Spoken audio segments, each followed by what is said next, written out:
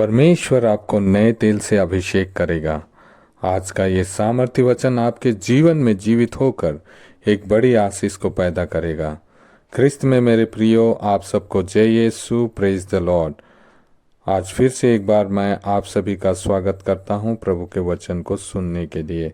विश्वास के साथ पवित्र वचनों को पूरा सुने और आशीषों को प्राप्त करें। आज का वचन हम पढ़ते हैं स्तोत्र ग्रंथ के अध्याय 92 और पद संख्या 11 से, जहाँ प्रभु का वचन इस प्रकार कहता है, तूने मुझे जंगली भैंसे जैसा बल प्रदान किया है, मैं उत्तम तेल से नहाता हूँ। यह एक अद्भुत अनुभव है। परमेश्वर यह अनुभव उन सबको देता है जो उससे प्रेम करते हैं और उसे खोजते हैं। यद्यपि हमारे प्रभु यीशु इस दुनिया में परमेश्वर का पुत्र होकर जन्म लिया था, फिर भी उसने पवित्र आत्मा द्वारा अभिषेक किए जाने के इस सर्वश्रेष्ठ आनंद को प्राप्त किया था। परमेश्वर ने उसे पवित्र आत्मा और सामर्थ से भर दिया। आज इस प्रतिज्ञा के अनुसार वह यह अभिषेक भरपूरी से उनको देता है जो उसे ईमानदारी से खोजते हैं। अतः जैसे कि हम संत लूकस के सुसमाचार अध्याय 11 और वचन 13 में पढ़ते हैं, हम उससे एक प्यास के साथ और गहरी इच्छा के साथ मांगे और उसके शिष्यों की तरह एक अद्भुत अनुभव को प्राप्त करें। एक जवान लड़का था जो कॉलेज में पढ़ता था। उसे कोई स्पिरिचुअल अनुभव प्राप्त नहीं था। वह एक नाम मात्र ख्रिस्तीय था। आरंभ में उसके दोस्त के द्वारा परमेश्वर को खोजना और उससे प्रार्थना करने की व्यवहार उसे बहुत अजीब लगता था। उसे ऐसा लगता था जैसे उसका मित्र किसी व्यक्ति से बातें कर रहा हो।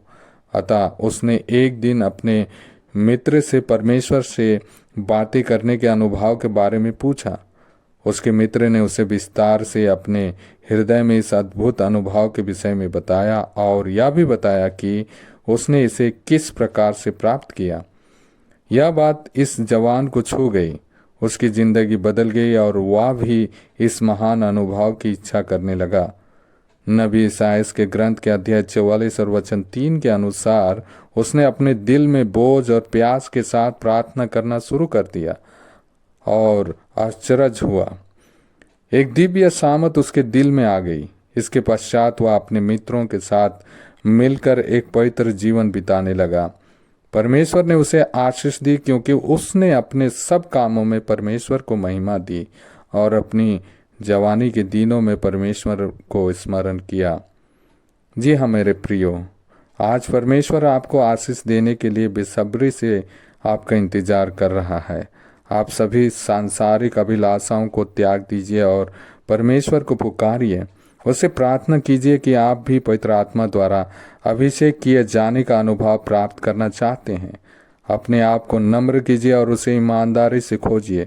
धार्मिकता के सिंह ऊंचे किए जाएंगे और आप एक सफल जीवन गुजार सकेंगे।